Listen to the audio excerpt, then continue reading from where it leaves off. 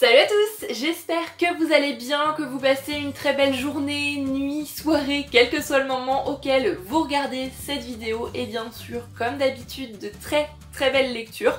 Pour ma part, je suis comme toujours très heureuse de vous retrouver aujourd'hui sur la chaîne Booktube pour une nouvelle vidéo et aujourd'hui je vous propose de partir pour les années 1830-1831 en plein cœur de la campagne anglaise puisque je vais vous parler de ma lecture du livre La couleur du lait de Neil Lachlan.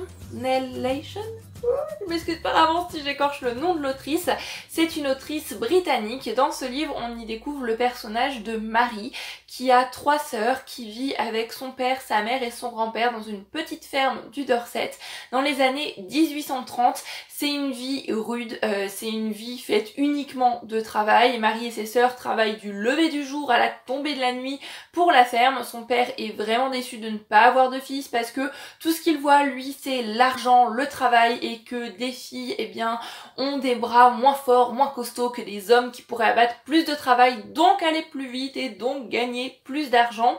Marie, en plus de ça, a une petite particularité, c'est qu'elle a une jambe qui ne fonctionne pas très bien et ça depuis qu'elle est née. Tout le monde dans sa famille l'apprend, mis à part son grand-père, pour une fille un peu simplette d'esprit, pas forcément très fut-fut. Bien sûr, les parents de Marie, son grand-père, etc., personne dans sa famille ne sait ni lire ni écrire. Tout ce qui compte, c'est la ferme et les travaux de la ferme. La vie de Marie va cependant basculer lorsque le pasteur va proposer un accord au père de cette dernière pour qu'il lui envoie Marie chez lui. Il va payer son père et Marie va devoir s'occuper de sa femme qui est malade et qui se sent un petit peu isolée. Donc Marie va partir de la ferme pour aller vivre au presbytère où elle va donc s'occuper de la femme du pasteur, où elle va rencontrer le fils du pasteur, mais aussi Edna qui travaille déjà un petit peu en tant que bonne à tout faire au sein du presbytère. Et Marie nous raconte un an après son histoire dans ce petit livre-là. Je vous en dis pas plus parce que c'est un livre qui est quand même très court, il fait 186 pages, c'est ça, 186 pages, ça se dévore, ça se lit vraiment très rapidement. C'est une lecture que j'ai beaucoup aimée et dont je pense me souvenir pendant un bon moment, je pense. Pour commencer, je voulais vous parler du style du livre parce que c'est un style vraiment très particulier. Comme je vous l'ai dit, c'est Marie qui va nous raconter son histoire un an après, donc un an après son apprentissage entre autres de la lecture et de l'écriture. Et elle va nous raconter ce qui s'est passé comme elle nous le raconterait de vive voix, c'est-à-dire avec des fautes de grammaire, des fautes de syntaxe, des fautes de tournure de phrases, parfois c'est un petit peu bancal, il y a pas mal de répétitions. On sent qu'elle fait vraiment du mieux qu'elle peut, ce qui compte c'est coucher sur papier son histoire pour qu'elle se transmette, pour que des personnes puissent la lire. C'est un format vraiment très particulier, il y a aucune majuscule, la seule ponctuation qu'il y a dans ce livre c'est les points, il n'y a pas de tiret non plus pour les dialogues, donc c'est vrai que ça demande un petit temps d'adaptation. Au début je me suis dit je sais pas si j'aime vraiment ça, mais finalement on se prend au jeu et ça permet de se trouver plus proche de Marie, j'ai trouvé, et vraiment de se retrouver plongé dans son histoire comme si elle nous la racontait vraiment. C'est un livre qui m'a plongé dans les années 1830, dans ce petit village dans la campagne anglaise du Dorset, c'était vraiment chouette. Le livre est divisé en 4 parties, chaque partie va nous parler d'une saison, puisque l'histoire se déroule donc sur une année entière, et j'ai trouvé que c'était bien fait. On a de belles descriptions, que ce soit du printemps, de l'été, de l'automne ou de l'hiver, et ça j'ai vraiment beaucoup aimé, mais surtout ce que j'ai aimé dans ce livre, c'est notre personnage principal. Marie, c'est une jeune fille qui est très attachante, qui vit des choses vraiment difficiles, pour laquelle dès les premières pages j'ai eu beaucoup d'empathie, que ce soit sa position à la ferme qui est loin d'être enviable, la manière des sœurs ou son père la traite, sa position ensuite au presbytère, j'ai beaucoup aimé le lien qu'elle va avoir avec la femme du pasteur qui est un lien très fort, cette femme qui va lui apporter un amour presque maternel que Marie n'a jamais vraiment eu à la ferme.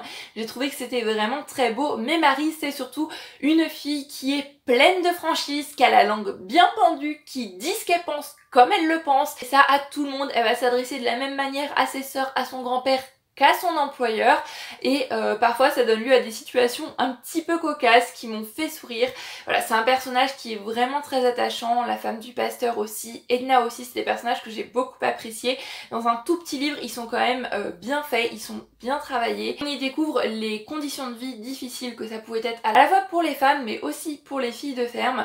On suit l'évolution de Marie, non seulement comme je vous ai dit de son passage de la ferme au presbytère, un rythme de vie différent puisqu'elle a plus forcément besoin de travailler travailler du lever du jour au coucher du soleil, mais une vie complètement différente aussi, que ce soit au niveau de l'hygiène, au niveau des conditions de vie. Et ce contraste, j'ai trouvé vraiment intéressant, vraiment bien mené. Marie va évoluer aussi, notamment puisque, vous vous en doutez, puisqu'elle nous raconte elle-même son histoire, elle va apprendre à lire et à écrire, et ça va être un changement immense, et on ressent à travers les lignes toute la passion de Marie pour tout ce qu'elle découvre, pour la soif d'apprendre, la soif de connaissance, et c'est magique, c'est vraiment très très bien retranscrit. Après, je suis pas sur un coup de cœur, comme ça peut être le cas pour pas mal de personnes. Je lui ai mis 17 sur 20 sur Livre Addict, ce qui est quand même une bonne note, c'est vrai, mais il y a quelques petites choses qui m'ont dérangée. Certaines choses c'est voulu, comme je vous le disais, Marie nous raconte elle-même son histoire, parfois c'est bancal, on a beaucoup de passages qui sont un petit peu répétitifs, on a ce style très particulier qui est très assuré parce qu'on a des phrases très courtes, on a des phrases très descriptives, très factuelles.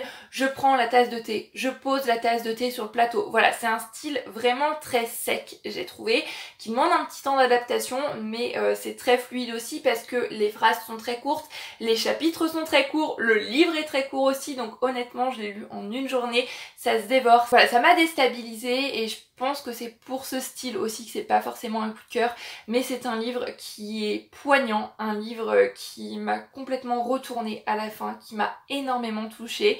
Je voulais vous prévenir quand même qu'il y a de lourds sujets qui sont abordés dans ce roman-là, et avec des descriptions. Donc voilà, il y a des passages qui sont durs, petit trigger warning, c'était pas un livre forcément à mettre entre toutes les mains, mais une chose est sûre, c'est que je m'en souviendrai pendant un bon moment, je pense. Je vais garder Marie en tête pendant quelques temps, un livre que je vous recommande vivement, tout en sachant qu'il y a quand même des sujets sensibles avec des descriptions qui sont abordées dans ce roman-là. J'ai beaucoup aimé à la fois l'ambiance, les personnages, c'est un livre qui est plein d'émotions comme je l'ai dit, mais qui a aussi su me faire sourire à d'autres moments, qui m'a transportée dans une autre époque, qui m'a transportée dans la campagne anglaise. C'était vraiment bien fait, c'est une chouette découverte.